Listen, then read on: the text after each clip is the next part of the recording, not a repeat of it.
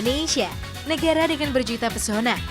Bentang alamnya indah, warisan kekayaan budayanya begitu luar biasa. Jika dilihat dari angkasa, gugusan Kepulauan Nusantara nampak menghijau menyejukkan mata. Pantas rasanya jika Indonesia dijuluki Zamrud Khatulistiwa.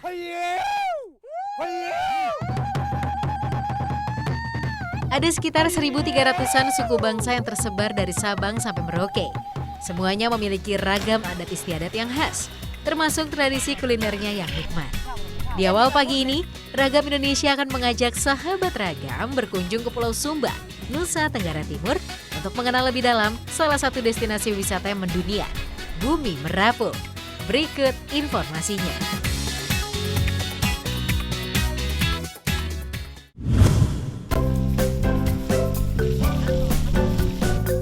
Berbicara tentang jalan-jalan wisata tidak bisa dipisahkan dari mencicipi ragam kuliner setempat. Kuliner sejatinya bukan sekedar tentang rasa, tapi berkaitan erat dengan lingkungan. Dan adat istiadat yang pastinya berbeda-beda. Bahan yang unik, proses yang rumit, hingga tampilan menarik, tentunya menjadi daya tarik yang sayang untuk dilewatkan. Yuk, kita berpetualang rasa dengan sajian kuliner khas Pulau Sumba, khususnya di bagian timur, dimulai dengan Kariwang Watar. Sejarah kuliner Nusa Tenggara Timur bermula sejak berabad-abad lalu. Berdasarkan cerita dari generasi ke generasi, konon orang Sumba berasal dari Malaka Tanah Bara atau Semenanjung Malaka, yang sajian kulinernya didominasi sayur mayur dan daging. Jika dibandingkan dengan kawasan Nusantara lainnya, kuliner dari timur Indonesia terbilang sederhana, tapi jangan salah, justru disitulah keistimewaannya.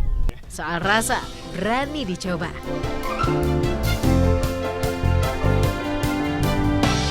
Pulau Sumba termasuk sentra penanaman jagung di Indonesia. Kandungan karbohidrat dan seratnya yang tinggi membuat jagung menjadi salah satu bahan pokok. Dan jagung pulut di Sumba disebut watar. Untuk mengolahnya menjadi kariwang watar, kupas jagung hingga bersih, serut bulir-bulirnya dengan menggunakan pisau. Oh iya, jagung pulut memang lebih nikmat dijadikan bahan masakan. Teksturnya lebih lembut jika dibandingkan jenis jagung pada umumnya. Kata pulut pada jagung Sumba menunjukkan kelebihan karakternya. Pulut bermakna pulen dan lengket.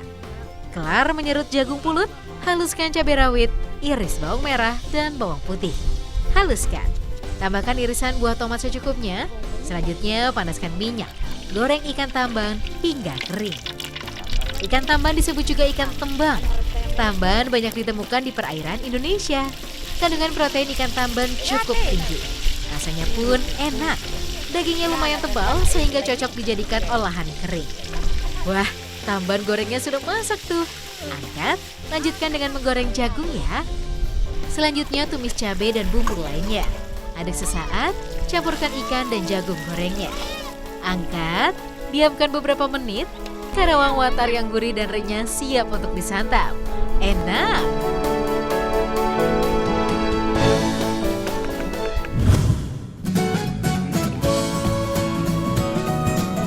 Kuliner khas Pulau Sumba Timur berikutnya adalah manggulu. Manggulu adalah kudapan ringan yang biasanya menemani di waktu-waktu santai. Kue berbahan dasar kacang tanah dan pisang Ambon ini, proses pembuatannya gampang banget. Catat ya, siapa tahu sahabat Ragam berkenan untuk membuatnya di rumah. Sangrai kacang tanah hingga garing, usahakan apinya jangan terlalu besar agar kacang tanah tak menjadi gosong. Selain menjadi panganan khas Sumba, manggulu memiliki nilai historis yang tinggi. Dahulu, ketika masa penjajahan, manggulu yang rasanya manis sangat digemari serdadu Belanda. Alhasil, kemanapun mereka bertugas, manggulu selalu dibawa. Manggulu dirasa ampuh sebagai pengganjal perut dikala lapar. Beres menyangrai kacang, rebus air. Lalu masukkan pisang satu persatu. Jangan lama-lama ya merebusnya, begitu teksturnya berubah lembut, angkat. Pisang Ambon dipilih karena teksturnya tidak mudah hancur saat direbus. Rasanya manis, jadi cocok banget diolah menjadi manggulu. Pisang Ambon juga kaya manfaat. Kandungan nutrisi pada pisang Ambon diantaranya berupa kalori sebesar 99 kilokalori per 100 gramnya. Pastinya cocok meningkatkan asupan kalori yang dibutuhkan tubuh dalam proses metabolisme. Selanjutnya, tumbuk kacang tanah hingga halus. Proses penumbukan kacang masih sangat tradisional. menggunakan alu dan lesung. Jangan lupa, buang bagian ampas kulit kacangnya ya, lalu pisahkan bagian yang halus dengan yang kasar. Siapkan pisang ambon rebusnya, kupas dan tumbuk bersama dengan kacang. Pastikan jangan terlalu lembut teksturnya. Nah, sepertinya cukup, manggulu tinggal disajikan. Sahabat Ragam, manggulu dibuat dari bahan alami, sehingga oleh Canadian Food Inspection dikategorikan sebagai nature food yang sehat. Manggulu dipastikan bisa dijumpai di seluruh wilayah Pulau Sumba. Banyak loh wisatawan dalam dan luar negeri membawa manggulu sebagai buat tangan. Sederhana namun istimewa. Yuk kita mulai icip-icipnya. Sajian kariwang watar yang gurih dan renyah dengan manggulu sebagai hidangan penutupnya. Nikmat. Karawang watar menjadi salah satu olahan yang dinanti ketika ada jamuan makan bersama. Rasa ikan tamban yang gurih berpadu dengan bumbu yang khas dominan, menikmatinya dengan sepiring nasi hangat dijamin bikin ketagihan. Ragam Indonesia Sumba. Kurang keras tadi, terlalu keras.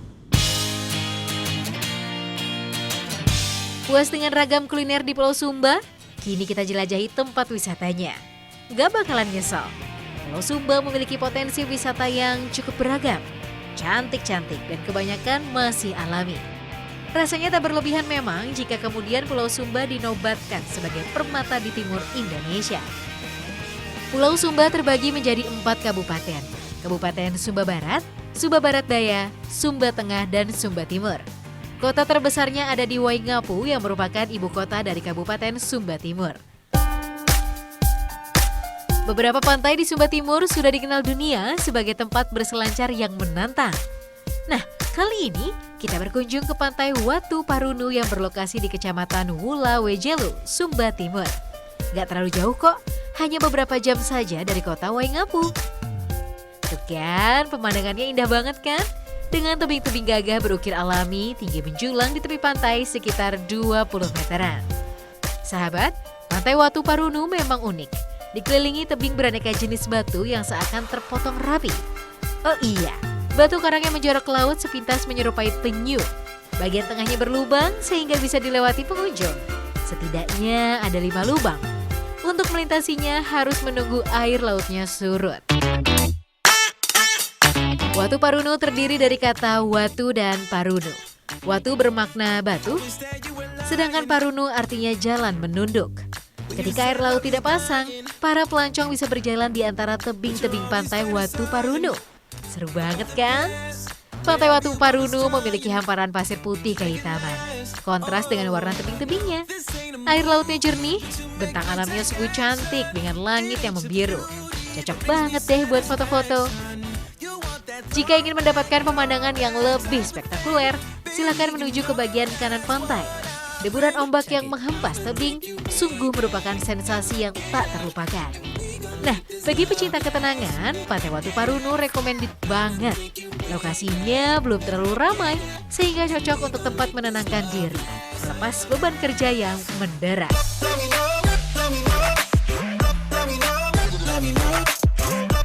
Keindahan Pantai Watu Parunu dengan tebing terjalnya yang eksotis tentu menarik para investor dan para pembuat film. Secara nasional, Watu Parunu memang belum dikenal, tapi di Pulau Sumba, Nusa Tenggara Timur, Watu Parunu adalah pantai terfavorit. Asyiknya, berkunjung ke Pantai Watu Parunu tidak dipungut biaya, masih gratis. Jadi siapa yang gak tertarik coba dengan keindahan alaminya.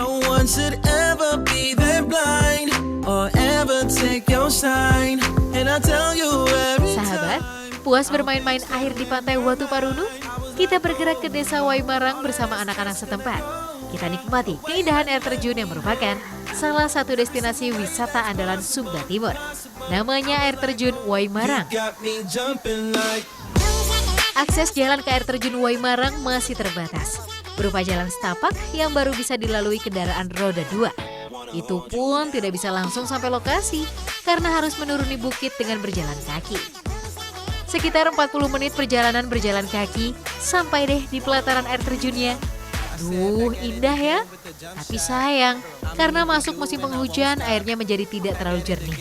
Gak apa-apa deh, buat ukuran orang kota tetap asyik kok main air di sini. Apalagi kita nggak sendiri, anak-anak setempat yang seru banget berenang-renang di kolam air terjun. Pemandangan sekitar air terjun Waimarang memang indah. Ditambah lagi kolam pemandiannya pun cukup luas. Gak heran jadi tempat favorit untuk berenang-renang dan bermain air. Tapi ingat, buat yang gak bisa berenang jangan coba-coba. Soalnya kolam air terjun Waimarang cukup dalam, sekitar 9 meter. Berbeda dengan air terjun pada umumnya, air terjun Waimarang memiliki kucuran air yang tidak terlalu deras. Air yang bersumber dari sungai Waimarang ini kemudian terjebak dalam kolam batu dan menjadi spot asyik untuk berenang. Bagi yang ingin mengadu nyali bisa mencoba melompat dari tebing setinggi 10 meteran. Hayo, siapa yang berani? Bisa menjadi pengalaman tak terlupakan loh. Air terjun Waimarang memang masih alami. Keberadaannya baru dikenal wisatawan setahun belakangan ini. Mencapainya memang tidak mudah, tapi sepadan dengan panoramanya yang begitu memukau. Sayangnya, potensi wisata yang begitu besar dari air terjun Waimarang tidak diimbangi dengan kesadaran masyarakatnya. Nampak di dinding batu terjalnya hasil karya tangan-tangan jahil yang mencoret-coret sembarangan. Duh, bikin sebel deh. Padahal, jika dirawat dan dikelola dengan baik, yakin deh air terjun Waimarang bakal dikunjungi banyak wisatawan.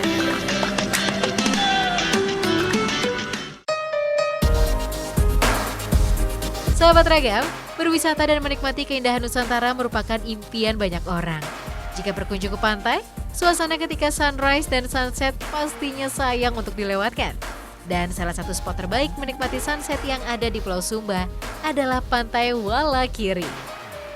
Pantai Walakiri termasuk pantai indah dengan ciri khas Pantai Sumba Timur yang cenderung tenang, landai dengan hamparan pasir putihnya. Berlokasi tak jauh dari Pantai Waingapu, Pantai Walakiri dapat ditempuh sekitar 30 menit perjalanan. Akses jalannya cukup baik.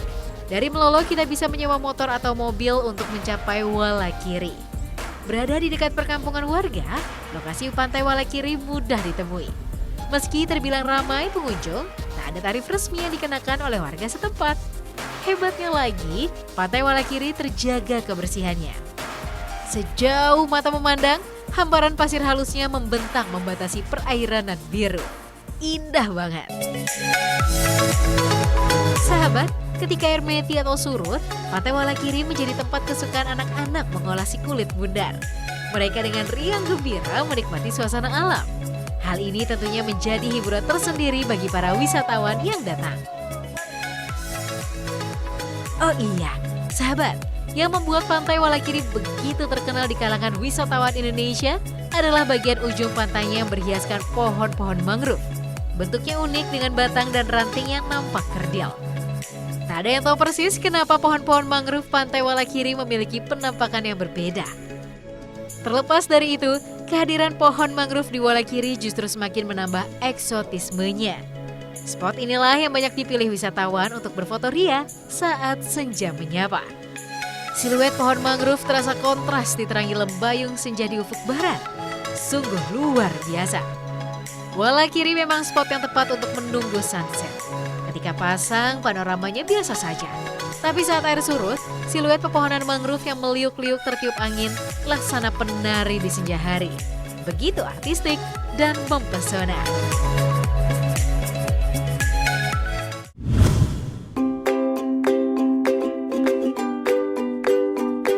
Bumi Merapu adalah nama lain dari tanah Sumba.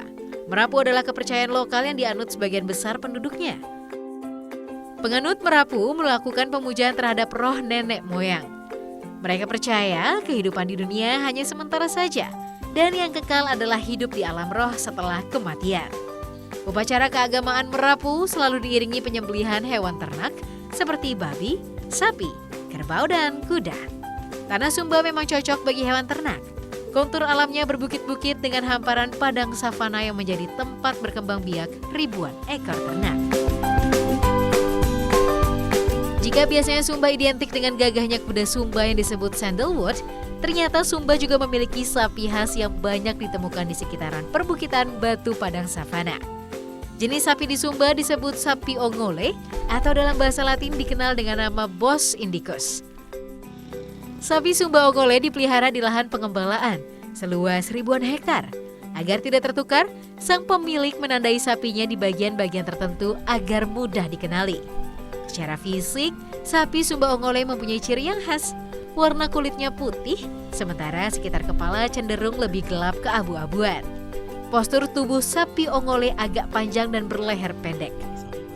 Tinggi sapi jantan berkisar 150 cm dengan berat badan mencapai 600 kg. Sedangkan tinggi sapi betinanya rata-rata 130 cm dengan berat badan 400 kg. Sapi Ongole dibawa dari India ke Pulau Sumba oleh pemerintah Hindia Belanda sekitar tahun 1906. Bersama sapi Bali, sapi Madura dan sapi Jawa. Dan ternyata dari 4 jenis sapi yang dibawa Belanda, hanya sapi Ongole yang beradaptasi dengan baik dan berkembang dengan pesat. Pada tahun 1914, pemerintah Belanda akhirnya menetapkan Pulau Sumba sebagai pembibitan sapi Ongole murni. Sapi Ongole kemudian menjadi bagian tak terpisahkan dari kehidupan masyarakat Sumba. Memelihara sapi Ongole terbilang mudah karena tidak memerlukan perawatan khusus. Sapi Ongole dibiarkan hidup bebas di padang pengembalaan. Enak banget ya, tahu-tahu sapinya besar dan bertambah banyak. Nah, jika ingin melihat sapi Ongole Sumba lebih dekat, datang saja ke daerah Hamba Preing. Kita bisa melihat aktivitas para peternak sapi di hamparan padang savana. Oh iya, sesekali sapi juga dipijit ya, untuk memberikan efek relaksasi agar lebih tenang. Sapi Ongole dari Sumba sebenarnya bisa menjadi solusi untuk mengurangi kebutuhan kita akan daging impor. Harganya pun cukup bersaing, tergantung besar kecilnya sapi, mulai harga 10 juta hingga 30 juta rupiah.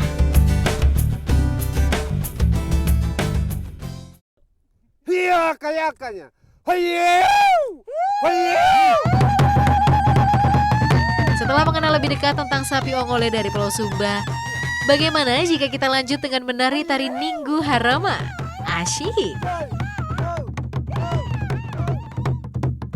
Tari Ninggu Harama adalah tarian perang yang dahulu dimainkan untuk menyambut kedatangan para pahlawan. Sekarang, tarian ini juga dipertontonkan untuk menyambut tamu-tamu kehormatan. Gerak tari Ninggu Harama cukup dinamis. Nampak sederhana namun ditarikan dengan semangat yang menyala. Tari Ninggu Harama dimainkan berpasangan, pria dan wanita. Sang penari laki-laki menari dengan parang di tangannya, diiringi suara tambur dan gong kecil. Pakaian adat yang dikenakan para penari cukup meriah, dengan kain motif khas Sumba yang cantik. Oh iya, sahabat ragam, busana masyarakat Sumba memang memiliki makna khusus. Penggunaannya tergantung tingkat kepentingan dan suasana lingkungan. Jadi tidak terbatas hanya pada status sosial masyarakatnya saja ya. Ketika acara-acara penting dan sakral, busana pria Sumba terdiri dari penutup kepala, penutup tubuh, dan sejumlah aksesoris berupa hiasan dan senjata. Sementara untuk baju wanitanya mengenakan kain sebagai sarung setinggi dada yang disebut lau pahudu kiku. Dengan bagian bahu tertutup, tabahuk sewarna dengan sarung. Bagian kepala wanitanya menggunakan tiara berwarna polos, dilengkapi dengan hiduai atau haikara.